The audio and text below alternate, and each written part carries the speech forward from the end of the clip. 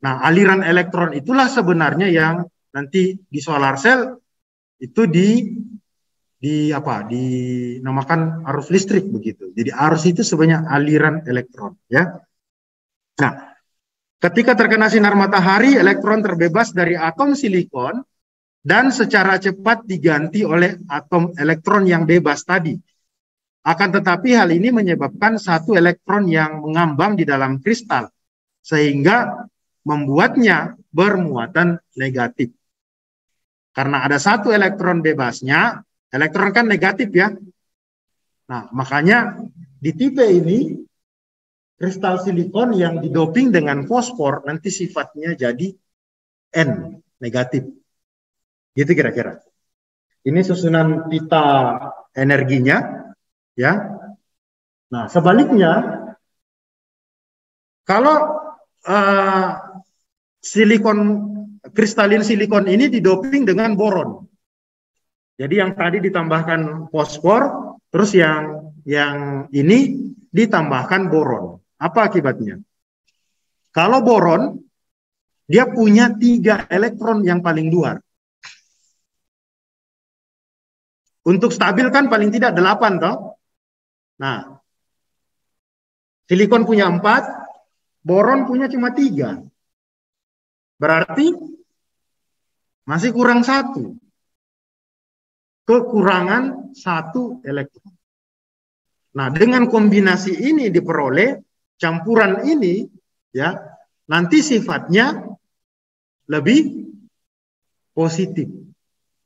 Karena ada 1 yang kurang. Itu biasanya di sini dinamakan holes. Menyisakan 1 lubang. Ya. Ada 1 lubang untuk campuran silikon kristal dengan boron. Nah, karena dia punya 1 holes ini, jadi campuran ini nanti dia menyebabkan dia bersifat positif dibandingkan yang tipe yang tadi. Tipe tadi kelebihan elektron, nanti sifatnya negatif. Tipe yang ini dicampur boron, nanti menghasilkan tipe P, positif. Kenapa? Karena dia kekurangan elektron. Bisa dipahami enggak? 1 lebih negatif, yang 1 kurang negatif. Ya, yang kurang negatif ini berarti kan lebih positif daripada yang satunya kan? Gitu ya. Jadi ini antara positif dengan negatif. Sama-sama negatif sebenarnya. Tapi yang 1 lebih negatif daripada yang satunya. Jadi yang lebih negatif ini ya berarti dia negatif. Yang kurang negatif ini berarti dia lebih positif. Jangan bingung ya. Gitu. Nah, kalau 2 tipe ini digabungkan, apa yang terjadi? Karena ini yang terjadi di solar cell. Tipe N dengan tipe P digabung. Waktu 2 semikonduktor ini digabung, susunannya berubah. Ya, tadi ingat di pita energi tipe N ini ada free elektron di sini. Di pita konduksinya. Ini di sini elektronnya ada. Ini apa ini?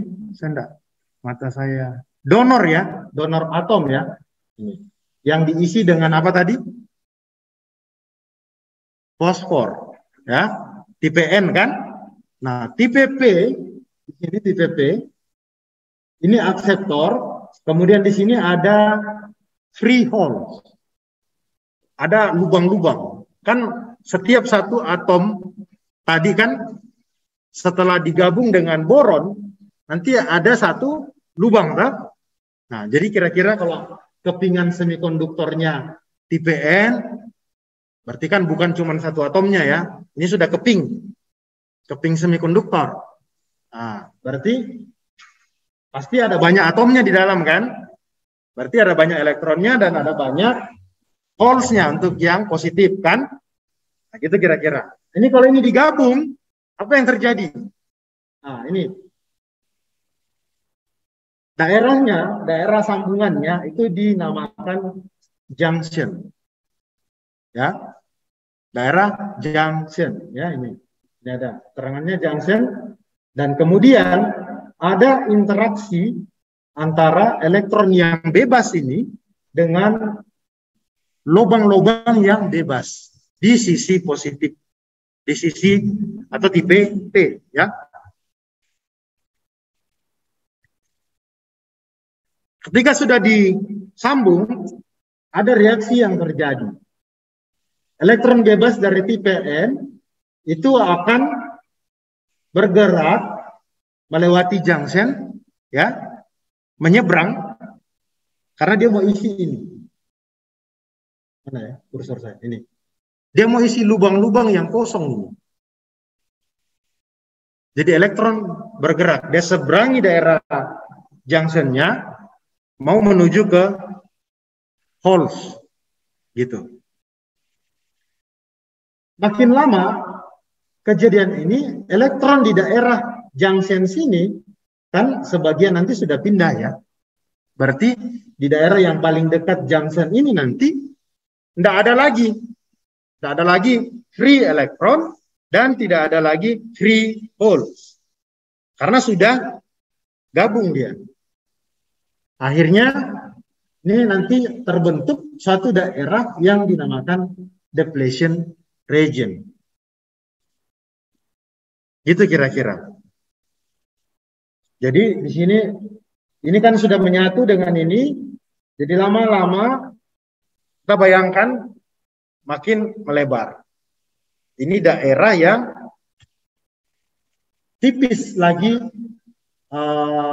kandungan elektron dan holes-nya. Gitu kira-kira. Selanjutnya, setiap muatan yang bebas yang bergerak menuju ke daerah depletion-nya akan mengalami muatan positif, ya, karena adanya donor di daerah N dan muatan negatif karena adanya akseptor di daerah tipe P. Jadi itu yang terjadi. Kemudian ini yang berubah, ya, di sini. Lihat levelnya berubah, ya, di situ.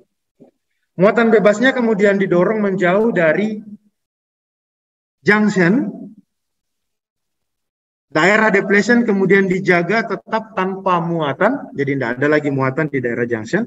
Junction kemudian sekarang menjadi penghalang atau menjadi barrier. Elektron nggak bisa lewat karena di situ daerah sudah bebas, tidak ada lagi elektron. Nah, itu kira-kira yang terjadi, ya. Jadi kalau tidak ada elektron lagi yang mengalir, ya bagaimana? Bagaimana dengan solar cell? Nah, kita lihat di gambar ini. Jadi susunan solar cell sama dengan gabungan itu tadi, ya, tipe P dengan N. Atau sama seperti dioda. Nah, di sini kita lihat perilaku dioda. Bagaimana dioda yang dibuat dari bahan tipe N dengan P itu ketika disambung, ya. Nah, kita lihat ininya di sini, reaksinya. Ketika diberi tegangan reverse biasnya, balik, ya, yang ini negatif, yang ini positif. Apa yang terjadi? Aduh, ini coba kita lihat yang animasinya, bagaimana sih? Nah, coba lihat. Tipe ini reverse-nya bagaimana, tipe forward-nya bagaimana. Coba diamati bagaimana pergerakan elektron dan holes di melewati junction itu. Ya. Dan kurva ininya ditunjukkan di gambar di samping sini. Ya. Ketika diberi arus, diberi tegangan negatif dengan tegangan positif. Ya. Apa yang terjadi? Nah, kita bisa lihat, ya. Ini. Tegangan reverse-nya ini diberikan dengan polaritas yang terus menghambat aliran muatan melewati junction, mencegah konduksi. Jadi kalau dikasih tegangan balik, polaritasnya dibalik. Misalnya, ya, di sini tegangannya tadi apa di sini? Kalau forward, Di sini apa? Positif. Di sini negatif. Balikan, itu reverse. Kan gini toh, ini reverse toh. Ini negatif, ini positif. Begitu kan? Kalau dikasih begini, apa yang terjadi? Negatif dari sini, kemudian ketemu dengan negatif di elektron di sini. Akibatnya apa?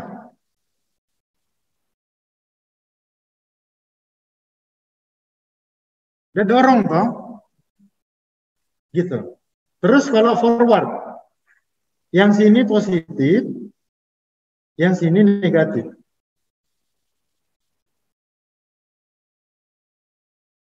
Bagaimana? Bagaimana polaritas tegangan itu menarik elektron dengan holes? Kalau positifnya diberikan ke tipe apa? Ke tipe apa?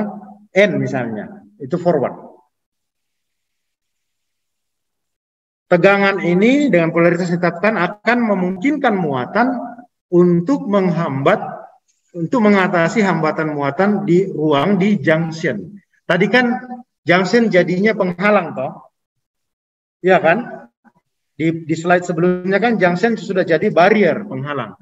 Penghalang berarti elektron nggak bisa lewat kan? Nah, bagaimana waktu kita kasih tegangan? Yang ditunjukkan di slide ini maksudnya.